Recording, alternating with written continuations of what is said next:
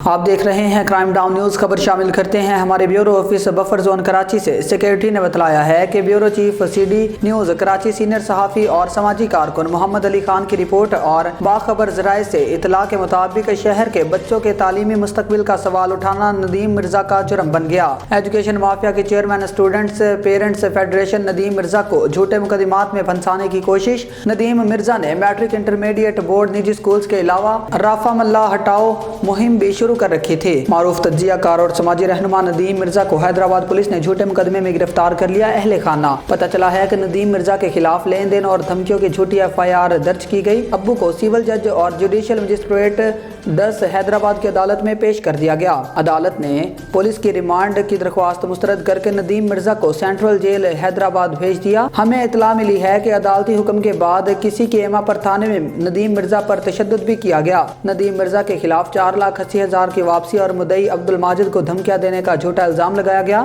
مدعی عبدالماجد کو ہم نہیں جانتے، نہ ہی کبھی ندیم مرزا نے ایسے کسی آدمی کے ساتھ کاروباری لین دین کیا ہے۔ ندیم مرزا کے خلاف دفعہ 420/506/2 PPC کے تحت مقدمہ نمبر 99/2023 5 اپریل 2024 کو درج کیا گیا ہے۔ مقدمہ نمبر اور وقوع کی تاریخ سے بھی جھوٹ ٹپک رہا ہے۔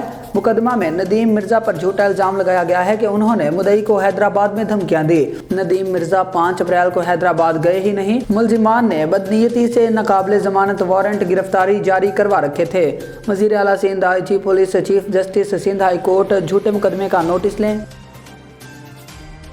اب تک کے لیے اتنا ہی۔ مزید نیوز کے لیے دیکھتے رہیں کرائم ڈاؤن نیوز۔